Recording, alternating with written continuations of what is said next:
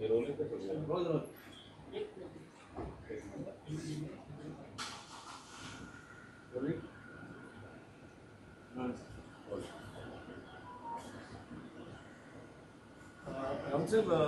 शरद पवार काल बारामतीत असं म्हणाले की संकट आलं की काही मोठे लोक मदतीसाठी शरद पवारांचं नाव घेतील. हे खरं आहे. राजकारणामध्ये तुम्ही कितीही एकमेकांवर टीका केली तरी संकटकाळी सह्याद्रीच हिमालयाच्या मदतीला जात असतो.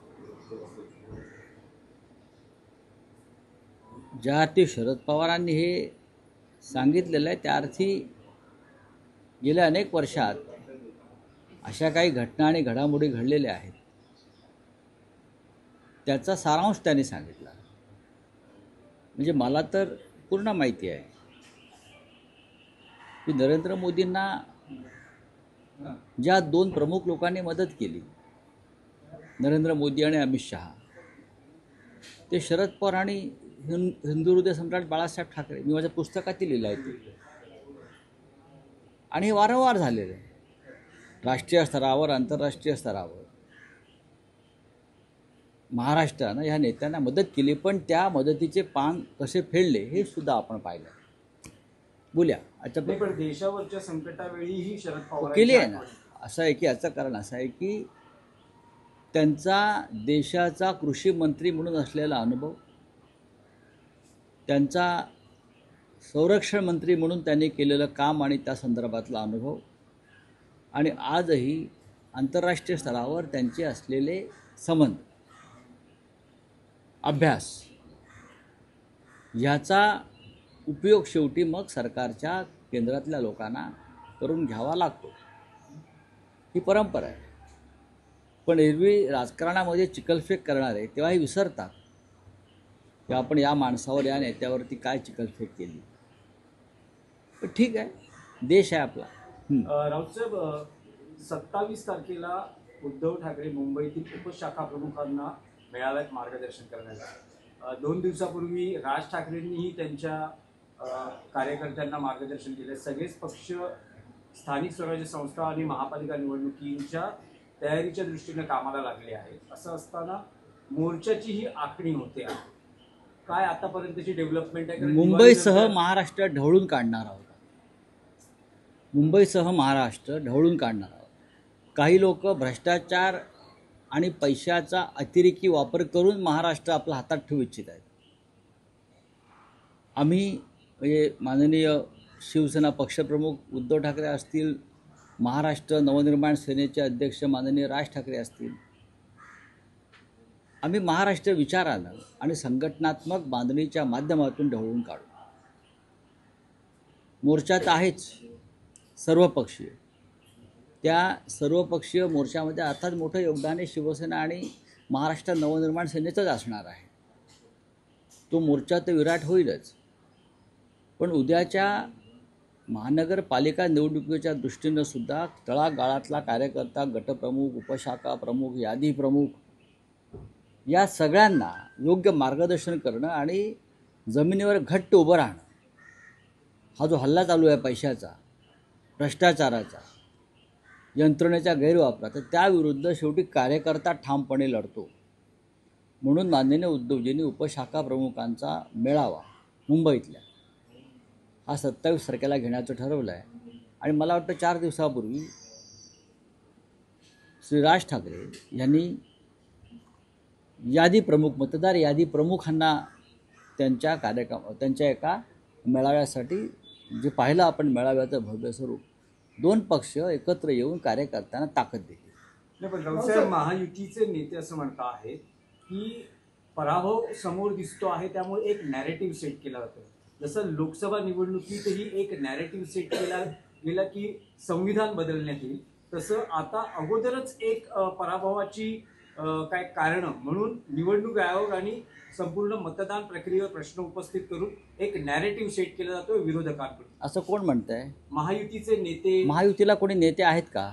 आहेत ना. फडणवीस नेतृत्व करतात, अजित पवार करतात, एकनाथ शिंदे करतात. असं तुम्ही म्हणताय. पण या महायुतीचा महाराष्ट्रात विजय झालेला नसून मतचोरीच्या माध्यमातून, घोटाळ्यांच्या माध्यमातून, पैशाच्या माध्यमातून त्यांनी हा विजय प्राप्त केला. आणि नॅरेटिव्ह सेट करणं जे म्हणताय हा एक राजकीय भाग आहे. तुम्ही काय केले इतके वर्ष? नरेंद्र मोदींनी काय केलं? अमित शहा काय करतायत? देवेंद्र फडणवीस काय करतायत? लोकांपर्यंत विचार पोचवण्यासाठी त्या दृष्टीनं आखणी, योजना आणि बांधणी करावीच लागते. तुमच्या भ्रष्टाचारासंदर्भात तुम्ही ज्या पद्धतीनं निवडणुका जिंकत आलात त्या संदर्भात लोकांपर्यंत पोचायचं असेल तर तुम्ही म्हणताय त्या भाषेमध्ये काय नॅरेटिव्ह वगैरे सेट करावं लागेल. नॅरेटिव्ह फेक नसतो. नंबर 1, फेक नॅरेटिव्हची जी योजना आहे ती अंमलात आणण्याचं काम भाजपने केलं. फेक नॅरेटिव्ह राहुल गांधीविषयी, उद्धव ठाकरे साहेबांविषयी, राज ठाकरेंविषयी, काँग्रेसच्या पुढाऱ्यांविषयी हे भारतीय जनता पक्षाच्या IT सेलनी काम केलेलं आहे, सुरू केलं आहे. आम्ही नाही. आणि आम्ही काय फेक नॅरेटिव्ह, तुम्ही मतदार यादीत घोटाळे केलेत की नाही हे पुराव्यासह आम्ही समोर आणलेलं आहे. तुमच्याकडे उत्तर नाही आहे. आम्ही निवडणूक आयोगाला प्रश्न विचारतो आहोत. मी परत सांगतो आहे, निवडणूक आयोगाला आम्ही प्रश्न विचारल्यावर निवडणूक आयोगानं आम्हाला उत्तर द्यायला हवं. निवडणूक आयोगानं भारतीय जनता पक्षाच्या लोकांना का वकील म्हणून नेमलं आहे का? सांगा ना. निवडणूक आयोगानं भारतीय जनता पक्षाच्या लोकांना वकील म्हणून नेमला असेल तर त्यांनी सांगावं की आम्ही निवडणूक आयोगाचे वकील आहोत. आम्ही जे म्हणतो की निवडणूक आयोग आणि भारतीय जनता पक्ष आणि त्यांचे बगलबच्चे हे हातात हात घालून काम करतात. त्यांची पार्टनरशिप आहे आणि त्या पार्टनरशिपमधून विधानसभेचा विजय त्यांनी मिळवला. हे स्पष्ट आहे. हे काय नॅरेटिव्ह आहे? हे सत्य आहे. लोकांनी मान्य केलं आहे. राऊतसाहेब, मतदार याद्यांमध्ये 96 लाख बोगस मतदार असल्याचा आपण गौप्यस्फोट केला होता. तर ही जी यादी आहे, ही जी नावं आहे, ही आपण प्रसिद्ध सार्वजनिकरित्या किंवा मीडियासमोर का करत नाही असा विरोधात सत्ताधाऱ्यांचा माहितीला सवाल आहे. आणि करणार का तुम्ही ती प्रसिद्ध? 100% करणार. का करणार नाही? आतापर्यंत आम्ही हजारो नावं, दुबार नावं समोर आणली. खरं म्हणजे हा प्रश्न त्यांनी, हे जे आहेत हा प्रश्न त्यांनी बेलापूरच्या आमदार मंदा म्हात्रे यांना विचारायला पाहिजे. त्यांच्या मतदारसंघामध्ये ऐरोलीमध्ये आणि बेलापूरमध्ये मिळून साधारण 70,000 मतं दुबार आहेत आणि ही पैसे खाऊन अधिकाऱ्यांनी टाकली असं सत्ताधारी पक्षाचा आमदार म्हणतायत ना. मी म्हणत नाही आहे, आम्ही हे कोण म्हणत आहे? इथेच 1 लाख मतं झाली. नाशिकमध्ये 3,53,000 मतं आम्ही बाहेर काढली. नाशिकमध्ये डुप्लिकेट, बोगस, स्थलांतरित जे तिथे मतदार नाही आहेत नाशिकमध्ये, हे काय सत्ताधाऱ्यांना काय अक्कल आहे का? बकवास लोक. त्यानंतर पैठणमध्ये विलास भुमरे हा सत्ताधारी पक्षाचा आमदार, तो सांगतोय मी 20,000 मतं बाहेरून आणली आणि मतदान करून घेतलं. यांच्या कानाचे एक पडदे फाटले आहेत का? ऐकलं नाही का? त्यानंतर त्या बुलढाण्याचे एक आमदार आहेत शिंदे गटाचे, गायकवाड म्हणून. बुलढाण्यामध्ये 1 लाख बोगस आणि डुप्लिकेट मतं आहेत. हे कोण सांगताय? संजय गायकवाड. ही लोकसभा निवडणुकीमध्ये ह्या मतदारांनी मतदान केल्यामुळेच ते कोणते शिंदे गटाचे खासदार प्रताप जाधव जिंकून आले. हे कोण सांगताय? संजय गायकवाड सांगताय. ते आम्ही सांगतोय का? मग हा जो प्रश्न आहे हा तुम्ही तुमच्या आमदारांना विचारा. आम्ही तर देऊच तुम्हाला. सत्ताधारी पक्षाचे आमदार असं म्हणतायत की महाविकास आघाडीचे नेते फक्त हिंदूंच्या मतांचं सगळं हे फायर करतात, मुस्लिमांची मतं का बघत नाही? मुस्लिमांची का मुस्लिम या देशातला मतदार नाही आहे का? मुस्लिम सुद्धा या मग नरेंद्र मोदींनी कायदा करावा एक की आम्हाला मतदान जे करणार आहेत त्यांनाच आम्ही मतदानाचा अधिकार देऊ. त्यांना तेच करायचं आहे. या देशामध्ये हिंदू, मुसलमान, पारशी, शीख, जैन, बरं का, ख्रिश्चन हे मतदार आहेत ना. फक्त भारतीय जनता पक्षाला जे मतदान करतात तेच मतदार. हा जर तुम्हाला अजेंडा सेट करायचा असेल तर तुम्ही तसं पार्लमेंटला त्या प्रकारचं बिल घेऊन या, आम्ही चर्चा करू. राऊतसाहेब, भाजपच्या निशाण्यावर किंवा रडारवर आता अजित पवारांची NCP ही असल्याचं म्हटलं जातंय. कारण अजितदादांचे 3 माजी आमदार भाजपच्या वाटेवर असल्याचं म्हटलं जातंय. अजित पवारांची राष्ट्रवादी याबाबत सतर्क आहे आणि दत्ता भरणेंच्या सोलापुरात बैठकाही सुरू झालेली आहे. भारतीय जनता पक्षामध्ये संदर्भात एक फार मोठी म्हण आहे, ऐसा कोई सगा नहीं जिसको भाजपा ने ठगा नहीं. ऐसा कोई सगा नहीं जिसको बीजेपी ने ठगा नाही. अजित पवार तो त्याच्यासमोर की झाड की मुली. बोला. केंद्रीय राज्यमंत्री रामदास आठवलेंनी पाहायला एक टीका केलेली आहे. सरकारची उदासीनता पाहायला मिळते. कुठे?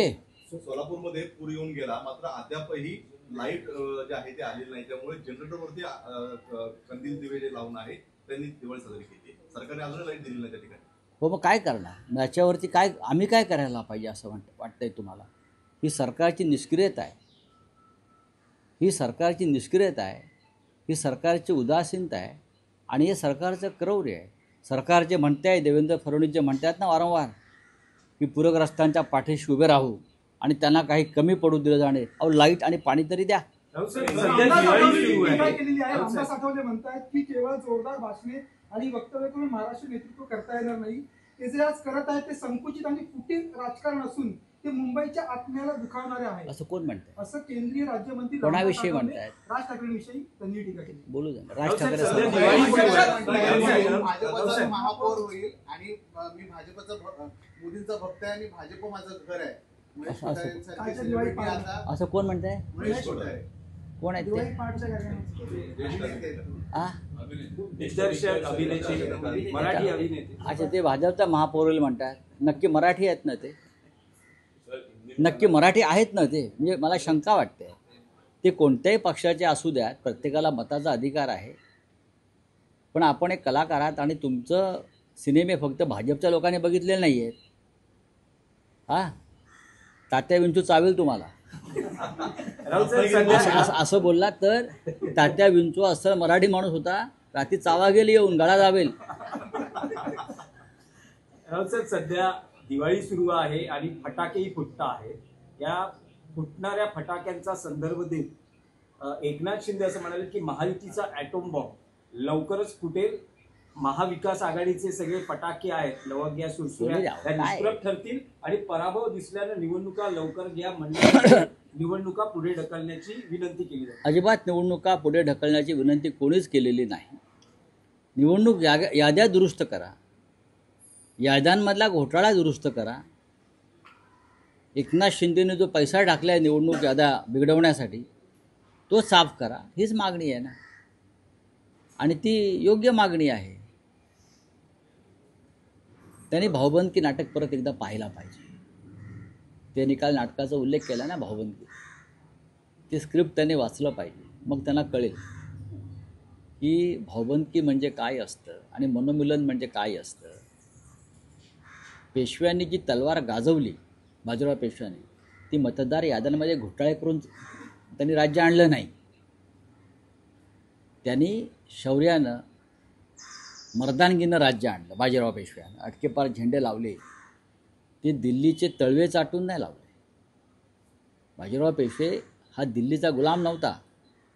बाजीराव पेशव्यांनी अफगाणिस्तान, कंधार अटकेपार झेंडे लावले, ते तलवारीच्या आणि स्वाभिमानाच्या ताकदीवर लावले.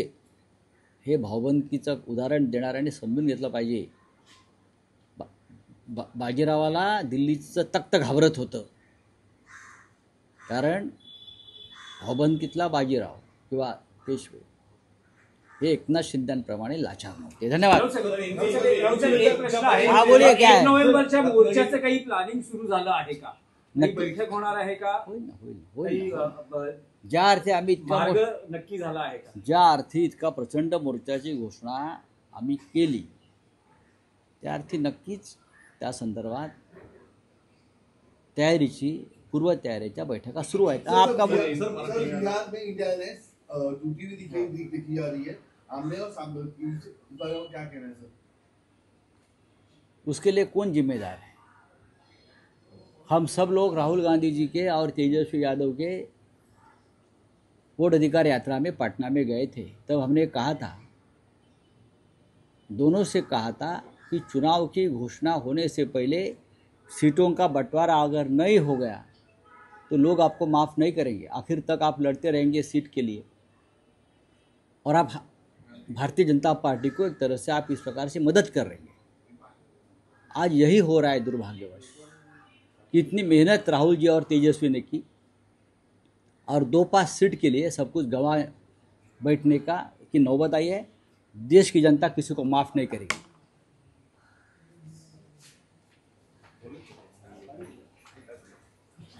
धन्यवाद